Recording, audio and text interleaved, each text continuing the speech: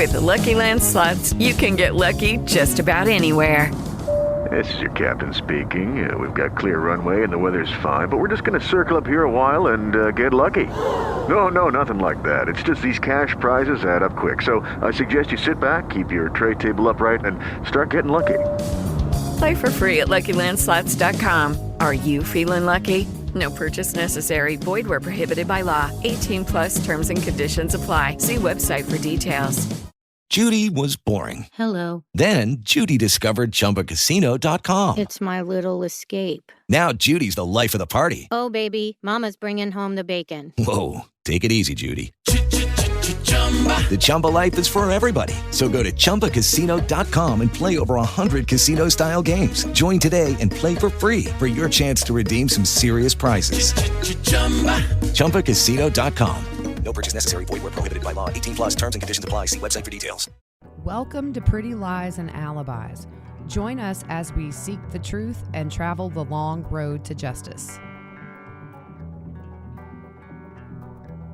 What's going on, everybody? It is Friday, October 8th. Welcome to another episode of Pretty Lies and Alibis. And I know you guys have all read on social media that Fruit Loop lost her uncle earlier this week. And she just kind of wanted some normalcy. So we decided yesterday we were going to do one today. And so a lot of you guys have reached out and offered your condolences. I mean, in our families, uncles are like dads. So, Yep. And I appreciate all the love and prayers and all that. My dad has 4 brothers. We lost one of his youngest brother in December. And then now my uncle, who was a pastor, died suddenly Tuesday. So yeah, thank you for your prayers and your well wishes. Been covered up with that lately. Hopefully we have some peace and quiet. So we just want to give a big thank you real quick to Gemma for the PayPal donation. We appreciate you so much. And Thanks, our sponsor, Gemma. Two Cool T-shirt quilts. If you're on YouTube, you can look behind me and see a couple of the pillows that Andrea and company have done. And so just go to her website. It's twocooltshirtquilts.com/pretty lies and alibis. And you can get memorial pillows. You can get quilts. You can get all kinds of stuff. So just use those T-shirts that are collecting dust in your closet for good. Yeah, what about like Christmas T-shirts? That'd be cool. That, a Christmas blanket. Well, I think that's going to be some family gifts this year, but I can say that because they don't listen. Although I have to say, my family is really invested in this Brian Laundrie, Gabby Petito case. Yeah. I get more texts from them now about it. So here's the big thing. We got the big document dump from Chandler 2 days ago. I have lost my religion trying to get this file downloaded and unzipped on my computer, and I finally did today. I've spent a lot of the day going through it. We are going to have some huge episodes about this dump here in the next week or two. It's going to be frequent episodes because there's so much stuff, and it really gives a good glimpse into the craziness that was their life. Yeah, I've read through some of it, and it's crazy. Okay. So speaking of reading through, yesterday when I could not get this stuff on my computer, I was kind of scrolling Twitter as things was coming out about it. And I saw that Chad compared himself to Harry Potter, which I'm just going to say he gives me more Voldemort vibes than Harry Potter. Yeah. But in the same sentence, they talk about his goddess lover, Lori, or something like that. So my little twisted brain, I thought they were saying that Chad had written some kind of cult Harry Potter erotica. Oh, wow. I had to go get clarification. In the meantime, I had like 50 inappropriate wand jokes ready, but what the world? Oh my gosh. But there is some erotica that Chad wrote about him and Lori in there. We will not be covering that mess, but he changed their names or something. I don't know. Yeah, it's, oh my God. I mean, as if we can't be just grossed out by Chad anymore. Try reading some erotica that was meant for Lori. I ain't doing this one. I did the other one. You can handle this one. Everybody comment and tell Gigi she's got to do this one, not me. Oh no. I mean, dude, it's bad. So what about Chad? We just got some news right before we went on. So the change of venue did go through, right? It did. So, and we kind of expected that. I think for appeal purposes down the road, this was the way to go for Judge Boyce. And we will see now kind of what happens. I mean, Chad's ready to go. And I think that with Lori being incompetent, it's going to make it easier for Chad to go ahead and go to trial alone. Yeah. I think that's kind of the goal, is to get Chad in court, get this trial over with, away from her. Yeah. So we'll see I'm good with either. I'm good with them doing it that way. As long as they are held accountable for what they did. They will be. Yeah. For sure. But she's doing this incompetency thing right now. And we know that this can go on for a very long time. She's refusing to take her meds as far as we know.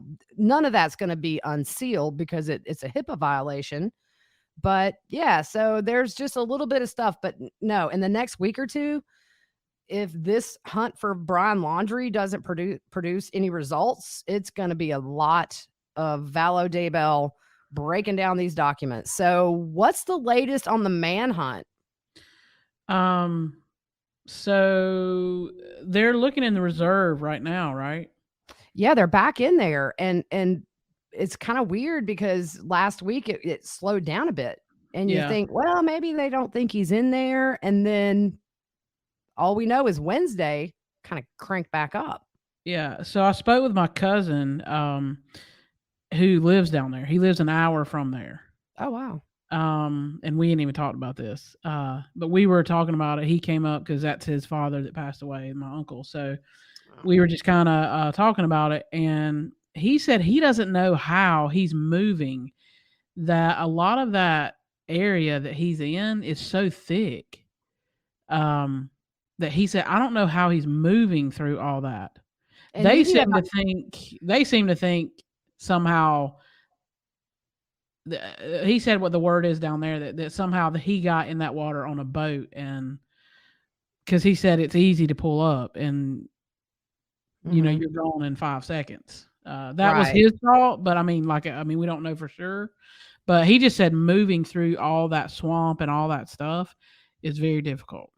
Well, and here's the thing. We found out this week, the lawyer for the Laundrie say now that Brian actually left home on the 13th and not the 14th. So that's an extra day head start he had. So that makes it, 5 days? Yeah. That he had to get to where he's going. I don't know if he's in that reserve or not. I mean, you kind of have to wonder, how is he surviving? They're standing. I know the water's receding is what they said. So it's making searching a little easier. But at the same time, is he eating grass and berries? Dude, he like Pumbaa and Timon on Lion King. He eating the bugs. Oh my God. Eating bugs. Oh, slimy yet satisfying. Yeah, exactly. Hakuna Matata. Yeah. Right. Yeah. He's got some worries though. Oh yeah. You have to think about the mental aspect of this. If he is wherever he is, whether he's in that reserve or on the Appalachian Trail or wherever, he is constantly having to think, when is the gig up? When are they going to find me? Can I go to sleep and not worry about somebody coming up on me? Yeah. He ain't having it's a party. Kind of like, when you was a kid and you did something wrong at home and you waiting on your mama to grab you up by the ear. Oh yeah. Yeah. That was my mom. But always looking over your shoulder. I hated that feeling. Yeah. My mom was always the one that threatened to tell Dad. And then when he got home from work or whatever, she would just pretend like nothing had ever happened. She was a big softie. Yeah. My brother got much more discipline than I did, but he's older by 5 years and I was the only girl. So I kind of lucked out. And he still reminds me of that, by the way. He'll say, you got it so easy when we were kids. So CNN reported something the other day. Yeah, that a campsite had been found in the reserve. Josh Taylor, the spokesman for the Northport Police, say investigators are telling me that no campsite was found. And I'm going to tell you what was smart about that. And I thought about this today. Closing that campsite, closing that whole facility was so huge.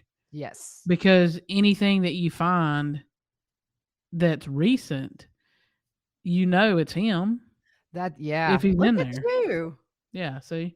That's awesome. Well, they just reiterated, actually, I just got an alert on my phone that, again, Northport police are saying that they found nothing this week and there was no campsite. But this is an FBI-led investigation. Yeah. CNN reported it. Now, they could have gotten it wrong, but maybe they're just trying to put a lid on this, because here's the thing. They sent his dad into the reserve, yesterday? Yeah. Yes, just yesterday. And here's the thing that just doesn't make sense to me. They said that he was going in there to point out favorite spots that Brian had. Yep. They'd already told the FBI this weeks ago. Pull up a map. Or there are other ways to show where I just thought maybe they took him in there to see if they found some things that maybe he could identify as being of Brian's. They can't just yank it out of there and drive it to the house. It's potential evidence. That was kind of my thought as to why they took him in there. Yeah, that's a good point. Yeah. Good so point. what did I know they found a campsite. Well, Dog found a Monster energy drink. I don't really know. Well, it was some other stuff though, I think, because they bagged it all up and gave it. So I don't think that's the same thing. And that was in DeSoto Park, and that True. wasn't in the reserve. True. So it was two separate locations. True. I think there's a reason the FBI is not in DeSoto. People kayak to these little islands. If you're truly trying to hide out, you're not going to be on an island where a couple and their kids can kayak up and see you. Yeah. I think if he's anywhere in the wild, he's in this reserve. Yeah. And he could, if it's as thick as what my cousin said, I guess he could be sitting there not moving. Well, you can see it from overhead. There's so many little patches of, I guess, forest or whatever. They can't. I had read that may be why they're not doing the heat sensor drone thing or whatever, because it's so thick. Yeah. So right here, the Laundrie attorney, what did he say about Chris going in the reserve yesterday? Chris is assisting law enforcement today in the search for Brian. Chris was asked to point out any favorite trails or spots that Brian may have used in the reserve. Although Chris and Roberta provided this information, what we just said a few weeks ago, they thought on-site assistance may be better. And then we talked about it being closed. Yeah. Which is very smart. So we talked about he went out there today. A chopper located him. Well, it was yesterday that he went out there. Yeah, that the chopper found the little, it's like a gator, kind of like an off-road golf cart. Oh, yeah. Yeah, it was in a really specific area because the guy in the chopper he found the car. He found Brian's dad's red truck. And then for a while, he couldn't find anybody. He said, we've looked all over. We don't see them. If they're in the thick, then we won't be able to see them. And then all of a sudden, there's an overhead shot of that gator. And then you see that there's just a really thick wooded area right there. So I'm just saying, maybe he did go say this is where he camps, but I don't think that's the case. I think they might have found something in there and they don't want to acknowledge it right now. And if CNN got a scoop, they're trying to squash it because this could be the biggest lead they have yet.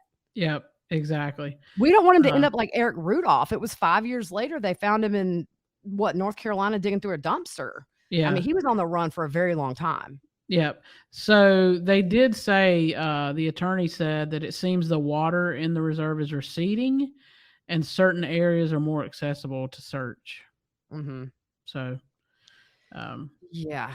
And it's just odd that here's the statement they said about the parents. Yep. So the entire Laundrie family is grateful for the hard work of the dedicated members of law enforcement that have been searching the reserve for Brian over the last few weeks. Hopefully he will be located soon. I just love how they are grateful that the FBI is searching for their kid, not radio silence when Gabby was missing. Exactly. Yeah. Yep. So all of Gabby's family was on Dr. Phil earlier this week. And man, it was so hard to watch. Because as a mother, I just feel her. Can't imagine not knowing where one of my kids were or to eventually find out that they've been murdered. But she said the day they found her body, which was September 19th, they knew it was Gabby. And she said they hoped that it wasn't, but it was the hardest thing she ever had to listen to. And she said it didn't hit her right away for a few seconds, but she said she knew she was gone just as her mother. And she said, but at the same time, a mother's intuition told her before then, when she found out the van was in Florida on September 11th, and the detective came to her house to let her know the van was in Florida, she said, I felt in my heart that she was gone.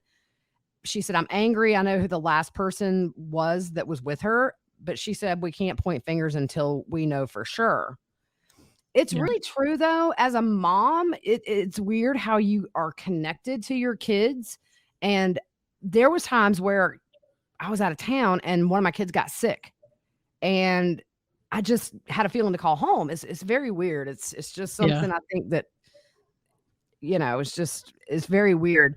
But her stepdad, Joe Schmidt, said initially they thought Brian was missing as well. They didn't understand that because nobody from the Laundrie family was talking to him.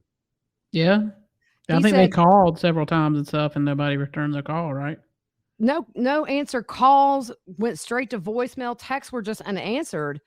And I didn't know this, but her body was found at an actual campsite that was a 5-minute walk from where we saw the van parked. That's eerie that van was there and he could have been. Yeah. I mean, watching that video after we found out she was there, it's really eerie to see that van. And then you see that flip-flop in the back and gosh, it's just so crazy. Yeah. But her dad says he hopes that Brian is found alive and he wants to look him in the eyes. And this was exactly my thought. He said he wants him locked up for the rest of his life because he's such an outdoorsman and being in that concrete cell is going to be torture. Oh, yeah. Yep. He also said they couldn't listen to the 911 call that came out with the second witness that witnessed Brian hitting Gabby. He just said it was too hard. I'll bet so.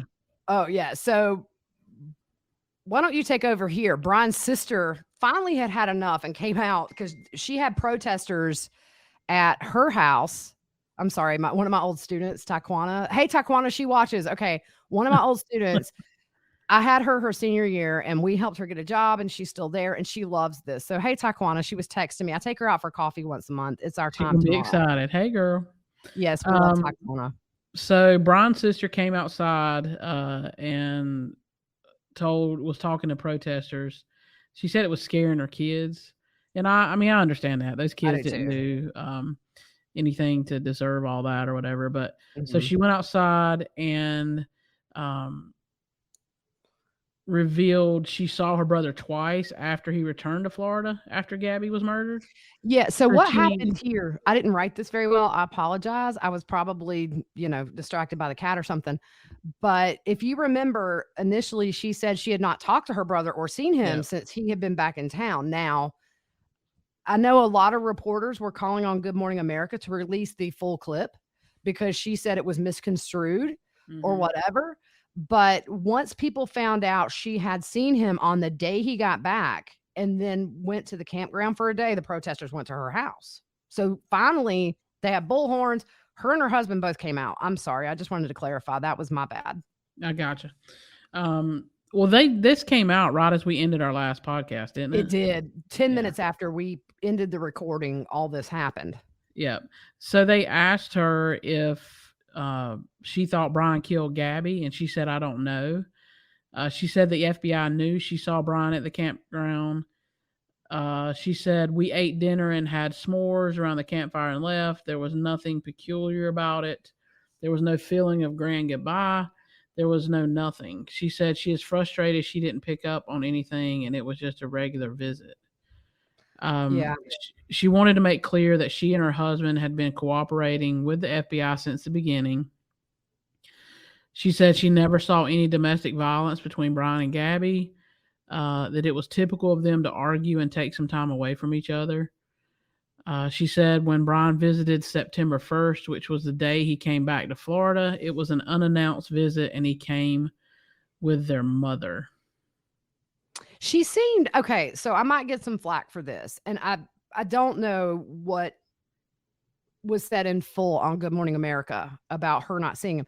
She seemed really credible to me. It didn't seem like she didn't hesitate in answering the questions, and her husband seemed really nice. Like he was just standing there kind of shaking his head, and he would back her up. But I try to be understanding in these types of things where we always say, even Chad's kids or anybody associated with somebody who's crazy, they didn't deserve to be put in this situation, and they didn't ask.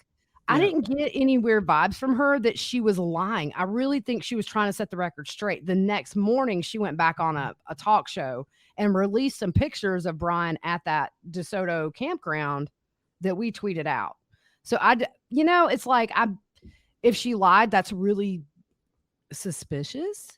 Yeah. But when she was outside talking to the protesters, I mean, she was very forthcoming, I thought. Yeah. I mean, it seemed to be. Mm-hmm. And I mean, the FBI is going to investigate it. Oh, for sure. And maybe I'm totally wrong, and she lied her face off, but I didn't get that from her body language and how she didn't hesitate. Yeah. So she said Brian is more of a mediocre survivalist. Yeah.